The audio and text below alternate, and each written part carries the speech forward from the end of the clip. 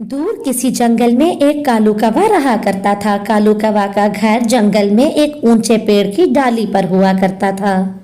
कालू कौवा शादीशुदा था। उसकी पत्नी का नाम गोरी कवि था। गोरी कवि अपने पति से बहुत प्यार करती और उसका बहुत ख्याल रखती थी। लेकिन हमारा कालू कौवा तो सोनी कवि से प्यार करता था और हर वक्त वो सोनी कवि से शादी के सपने ही देखता रहता था। इस कहानी में गोरी कवि का करैक्टर बहुत मासूम है। वो हर वक्त कालू कौवे की बातें मानने में लगी रहती थी। गोरी, मैं काम के सिलसिले में आज दूसरे जंगल जा रहा हूँ, तुम अपना ख्याल रखना। कालू जी, अब तो आप बहुत ही दूसरे जंगल जाने लगे हैं। आखिर ऐसा कौन सा काम है कि आपको बार बार दूसरे जंगल जाना पड़ता है? वो ऐसा है ना कि मेरा जो बॉस है वो तो खुद काम करता ही नहीं, इसलिए जब भी दूसरे जंगल का काम होता है तो वो मुझे ही दूसरे जंगल भेज देता है। मुझे माफ कर दें कालू जी, मैं आइंदा से आपसे कभी ऐसी बात नहीं पूछूंगी। आप जिधर जाएंगे मैं आपसे कुछ नहीं पूछूंगी। मैं तो भूल ही गई थी कि एक तो आप रोजी रोटी के लिए कितनी मेहनत करते हैं और फिर मैं आपसे गलत बातें पूछती हूँ। अरे गोरी, इसमें माफी मांगने वाली तो कोई बात नहीं, लेकिन तुम आइंदा से ये ख्याल रखना कि मुझे काम के सिलसिले में आना जाना तो पड़ेगा ही दूसरे जंगल। ऐसा कहते हुए कालू कौवा वहाँ से उड़ता हुआ दूसरे जंगल चला जाता है। गोरी मासूम पीछे बैठी हुई सोचती है, मैं भी बिना सोचे समझे ही ऑल फॉल बोल देती हूँ। शुक्र है तो पति जी को बुरा नहीं लगा, अगर उन्हें बुरा लग जाता तो मैं क्या करती। इधर कालू तेजी के साथ उड़ता हुआ सोनी कवि से मिलने दूसरे जंगल जा रहा होता है। दूसरी तरफ सोनी कवि बैठी कह रही होती है, ये कालू अभी तक नहीं आया, थोड़ी देर और इंतजार करती हूँ, उसके बाद सीधा उसके घर चली जाऊंगी मैं भी। अभी वो यही कह रही होती है कि वहाँ कालू आके बैठ जाता है और वो सोनी से कहता है, देखा मैं कितने ठीक समय पर आ गया, तुम मुझे कोस रही थी ना। कोसू नहा तो और क्या करूं आपको, कब तक हम इस तरह से मिलते रहेंगे? आखिर हम शादी कब करेंगे? अरे सोनी मेरी जान, शादी की इतनी जल्दी भी क्या है, अभी तो प्रेम करने के दिन है। प्रेम करो प्रेम, और शादी में रखा ही क्या है, कर लेंगे शादी भी, पहले प्रेम तो कर ले। वो इस तरह की चिकनी चुपड़ी बातें करता और सोनी कवि हर दफा उसकी इन बातों में आ जाती। वो इसी तरह से ही प्रेम भरी बातें कर रहे होते हैं। साथ वाले पेड़ पे बैठी हुई मैना तोती ये सब सुन लेती है। अच्छा, मैं अभी जाके गोरी कवि को बताती हूँ कि कालू यहाँ काम करने नहीं बल्कि ये सब कुछ करने आता है। वो वहाँ से सीधा उड़ती हुई गोरी कवि के पास अपने जंगल वापस जाती है और वो गोरी कवि के पास बैठ के सारी बात बताती है। गोरी बहन, कालू कौवा वहाँ कोई काम करने नहीं जाता, वो दूसरे जंगल की एक कवि से अफेयर चला रहा है, मैं खुद देख के आई हूँ। क्या ये कैसी बातें कर रही हो तुम तोती? आइंदा के बाद मेरे पास अगर आना हो ना तो इस तरह की गलत बातें ना करना मेरे कालू जी के बारे में, मुझे उन पे पूरा विश्वास है। गोरी, तुम मेरी बात तो सुनो, ऐसी कोई बात नहीं जैसा तुम समझ रही हो। अपनी आंखें खोलो वरना घर टूट जाएगा तुम्हारा। मेरे घर टूटने की फिक्र तुम्हें बहुत हो रही है। तुम्हें तो मैं बार बार कह रही हूँ कि मुझे अपने कालू जी पर पूरा विश्वास है। आइंदा के बाद ऐसी बातें ना करना मेरे आगे आके, वरना मैं धमकियां दे लो लेकिन मेरी बात पे विश्वास करो। बस मैना बहन, बस बहुत हो गया। तुमसे मैं कह रही हूँ कि एक शब्द भी और तुमने मेरे कालू जी के बारे में बोला तो मुझसे बुरा कोई नहीं होगा। अब तुम यहाँ से जा सकती हो। मैना तोती वहां से सीधा पारो चिड़िया के पास आती है, क्योंकि वो जानती थी कि कोई कुछ कर सकता है तो वो सिर्फ पारो चिड़िया ही है। पारो बहन, मैं तुम्हें सच कह रही हूँ, मैंने अपनी आंखों से देखा है कालू कौवे को किसी और कवि से प्रेम करते हुए। क्या? अगर तुम ठीक कह रही हो मैना तोती, तो हमें किसी भी तरह से गोरी को इस बात का यकीन दिलाना होगा। अब ऐसा करते हैं कि तुम और मैं एक बार फिर से गोरी बहन के पास जाते हैं और उससे जाके सारी बात बताते हैं। ऐसा कहते हुए पारो चिड़िया और मैना तोती दोनों ही गोरी के घर की तरफ उड़ जाते हैं, लेकिन गोरी तो उनकी बात कहाँ सुनने वाली थी, वो उनको घर से निकाल देती है। मैना बहन, इस तरह से तो गोरी कभी भी हमारी बात पे यकीन नहीं करेगी, हमें कोई दूसरा रास्ता ढूंढना होगा। हाँ पारो बहन, हम ऐसा करते हैं कि एक बार फिर दूसरे जंगल जाते हैं और वहाँ जाकर उस कवि की खोज करते हैं। उस कवि को हम सब कुछ बता देंगे कालू के बारे में। इस तरह से हो सकता है गोरी का घर बच जाए। हाँ नैना बहन, तुम्हारा आइडिया बिल्कुल ठीक है। चलो हम ऐसा करते हैं, अभी अभी जाके दूसरे जंगल में उस कवि की खोज करते हैं। हम उस कवि को सारी बात बताएंगे और उसको अपने साथ यहाँ ले आएंगे। फिर गौरी जब सबूत देखेगी तब तो वो हमारी बात मान ही जाएगी। इस तरह से प्लानिंग करते हुए पारो चिड़िया और मैना तोती दूसरे जंगल के लिए निकल पड़ती हैं। वो बहुत खोज करती हैं और फिर उसी जगह पे वहाँ पे छन्ने के पास जाके वो कालू कौवा और सोनी कवि को ढूंढ लेती हैं। वो पास वाले पेड़ पे बैठ के उनकी बातें सुनती हैं। कालू, अब मैं तुमसे कह रही हूँ साफ साफ कि तुम मुझसे शादी कर लो, वरना ये ना हो कि मेरे बहुत रिश्ते हैं, कहीं और मेरी शादी हो जाए और तुम फिर बैठे रहना। अरे अरे, गलत गलत बातें अपने मुंह से ना निकालो। देखो तो मैं आज तुम्हारे लिए क्या लेके आया हूँ। मैं अपनी जानू के लिए इतनी प्यारी रिंग लेके आया हूँ। देखो तो ये रिंग तुम्हारे पंख में बहुत सुंदर लगेगी और कुछ दिनों तक हम शादी भी कर लेंगे। क्या सच में कालू जी? ये तो बहुत ही सुंदर रिंग है। बस ठीक है, अब आप शादी करने को तैयार तो हुए मुझसे। इस तरह से बातें करते हुए फिर कालू कौवा उड़ के वहाँ से चला जाता है। अरे मैना बहन, देखो तो वो कवि अब अकेली बैठी है। इससे पहले कि वो उड़ जाए हमें उसके पास जाके बात करनी होगी। फिर वो दोनों सोनी कवि के पास उड़ती हुई आ जाती हैं। आप दोनों कौन हैं और आप दोनों को मैंने पहले तो इस जंगल में कभी नहीं देखा। कवि बहन, हम इस कवे के जंगल की पक्षियां हैं। तुम बताओ कि ये कवे को तुम कैसे जानती हो? मैं इसको नहीं जानती, मुझे ये पसंद आ गया, तब से हमारा प्रेम शुरू हो गया। सोनी कवि, ये कौवा तो पहले से शादीशुदा है। गौरी कवि इसकी पहली पत्नी है। ये अपनी पत्नी को यहाँ काम का धोखा दे के आता है तुमसे आंख लड़ाने। क्या क्या तुम सच कह रही हो? अगर तुम सच कह रही हो तो ले चलो मुझे उस कवि के पास, तब ही मैं मानूंगी तुम्हारी बात। हमारा एक एक शब्द सच है। अगर तुम्हें यकीन नहीं होता तो आओ हमारे साथ चलो उसकी पत्नी के पास, तुम भी मान जाओगी। फिर वो तीनों गौरी कवि के घर के बाहर आ जाती हैं, लेकिन गौरी उनकी बात सुनने को तैयार ही नहीं होती। गौरी बहन, मैं आपके लिए एक तोहफा लाई हूँ। दरवाजा तो खोलिए, जरा बाहर तो आए, देखे तो सही।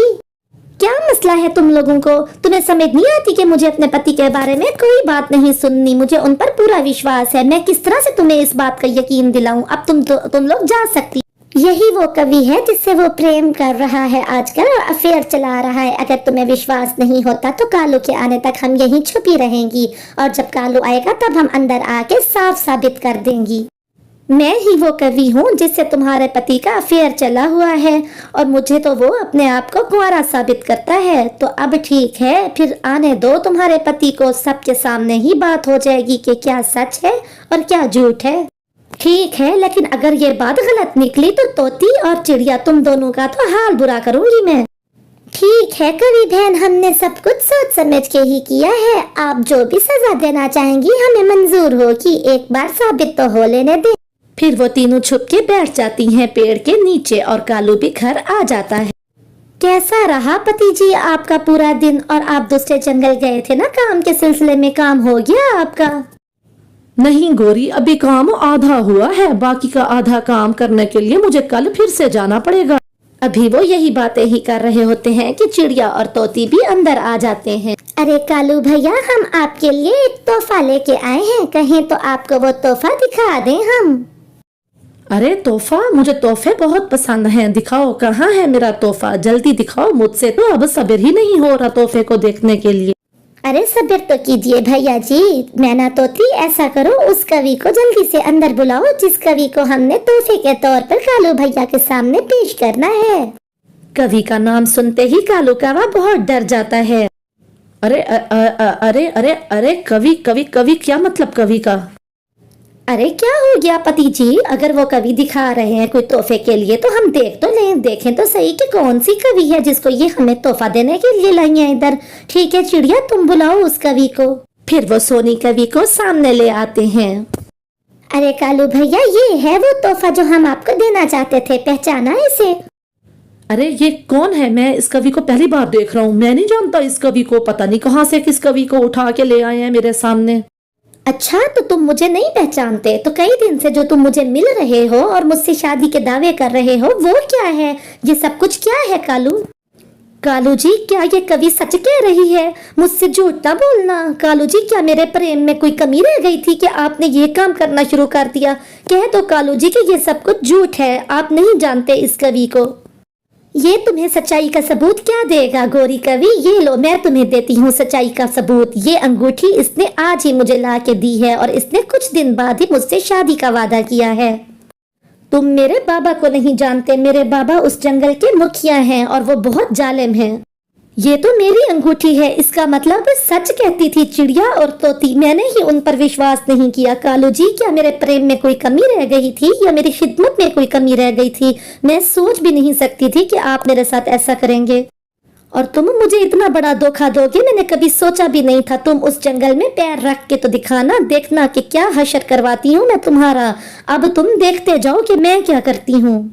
सोनी और गौरी दोनों ही मुझे माफ कर दो। मैं भटक गया था, मैं गलत कर रहा था, लेकिन आइंदा से मैं ऐसे कभी नहीं करूंगा। सोनी मुझे माफ कर दो और गौरी एक बार मुझे फिर से अपना लो।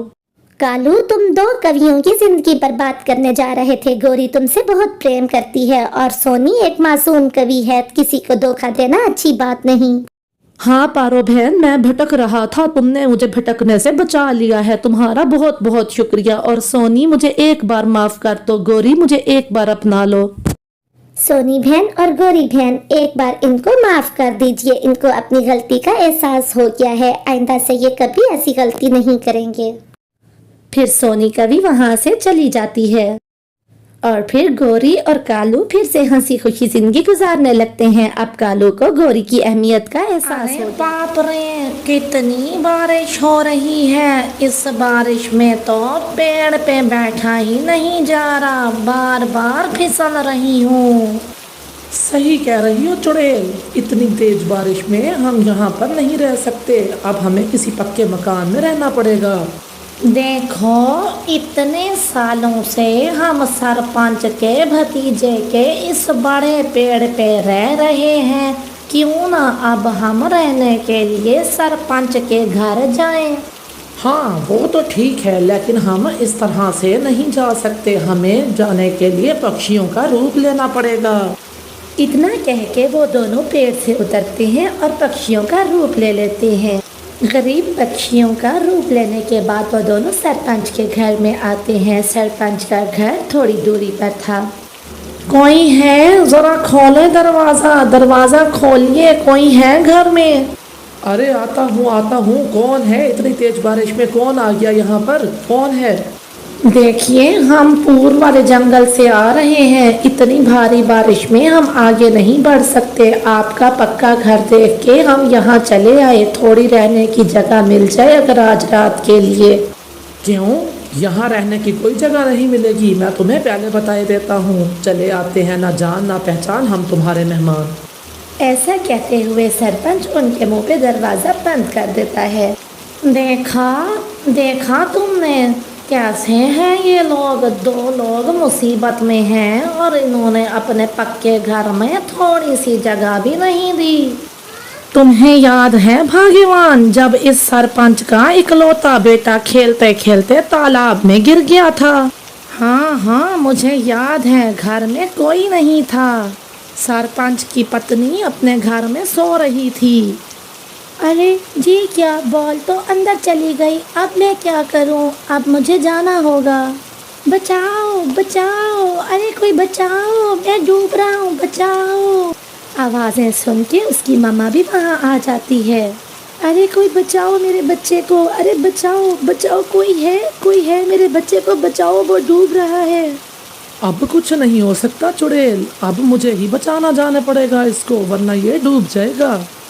ऐसा कहते हुए भूत वहाँ से जंप लगा देता है और कबूतर के बच्चे को अपने बड़े बड़े हाथों से पकड़ के उसकी माँ के पास ला के रख देता है। अरे ये तो भूत है, ये तो हमें खा जाएगा, अब मैं क्या करूं? ऐसा कहते हुए सरपंच की पत्नी बेहोश हो जाती है। उसे मैंने बचाया था, क्या मैंने सोचा था कि वो मेरा बेटा है या सरपंच का बेटा? और इन्हें देखो। वो दोनों यही बातें ही कर रहे होते हैं कि वहाँ दूर से उड़ती हुई एक चिड़िया आती है। रानो चिड़िया बारिश में भीगती हुई सीधा उनके पास आती है। सुनिए, अगर आपको बुरा ना लगे तो मैं एक बात कहूँ। मैं एक नौकरानी हूँ, मेरे हालात कुछ ख़ास नहीं है, लेकिन आप इतनी तेज़ बारिश में कहाँ से चल के आ रहे हो? आप अगर चाहो तो मेरे साथ मेरे घर में रह सकते हो। अरे बहना, इतना क्यों सोच रही हो? तुम्हारा कहना ही हमारे लिए बहुत है। चलो तुम्हारे घर चलते हैं। फिर रानो चिड़िया आगे आगे और वो दोनों उसके पीछे पीछे वो सीधा रानो चिड़िया के टूटे फूटे घर में आ जाते हैं। ये मुझ गरीब का घर है, आप लोग घर में बैठिए, मैं आप दोनों के लिए खाने को कुछ लेके आती हूँ।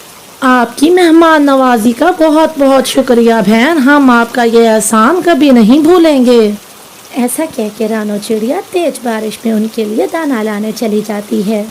अब क्या करें भूत, वो तो घर टपकने लगा, बारिश तो रुकने का नाम नहीं ले रही। चलो चुड़ैल, फिर ऐसा करो, अपने असल रूप में आते हैं और जादू करके इसका घर को ठीक कर देते हैं। फिर वो दोनों जादू करके अपना असल रूप लेते हैं और फिर जादू से उसके घर को बिल्कुल नया कर देते हैं। घर को ठीक करने के बाद वो अपना पक्षियों का रूप ले लेते हैं। तभी रानो चिड़िया वहाँ पर सूखा दाना लेके आ जाती है।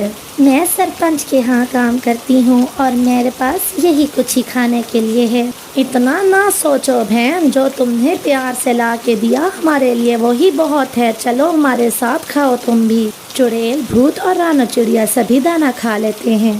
बहन, क्या आपके पास पानी मिलेगा? थोड़ा पानी ला दीजिए। क्यों नहीं भैया, साथ ही मेरा रसोया घर है, आप बैठे, मैं पानी लेके आती हूँ। फिर रानो चिड़िया मूसलाधार बारिश में उनके लिए पानी लेने चली जाती है। अरे भूत, इतनी बारिश में, इतने ठंडे मौसम में तुम्हें पानी की प्यास लग गई? पानी तो एक बहाना है चुड़ैल, असल में तो हमें कुछ और ही करना है।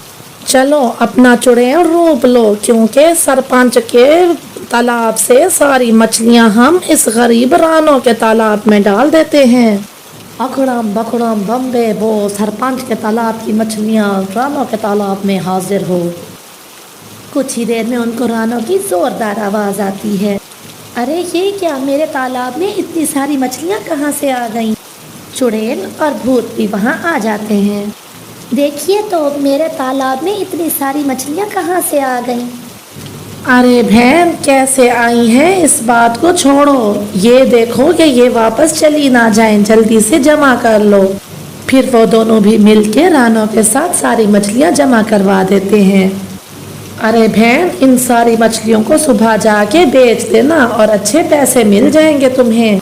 वो बात तो ठीक है, लेकिन आप दोनों इतना भीग गए हैं, चलिए चलिए घर चलिए।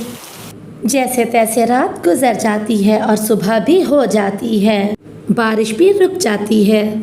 अच्छा बहन, आपने हमारी बहुत खातिरदारी की, हम भी आपको बदले में कुछ देना चाहते हैं। घर में एक टंकी बनाओ और तुमने जो मछलियाँ पकड़ी थी उनमें से एक मछली अभी जिंदा है, उसे उस टंकी में छोड़ देना। उससे जो मछलियाँ मिलेंगी वो बेच के तुम्हारा घर चल जाएगा, तुम्हें किसी के घर काम करने की ज़रूरत नहीं पड़ेगी। फिर रानो चिड़िया ऐसे ही करती है, वो घर में एक टंकी बनाती है।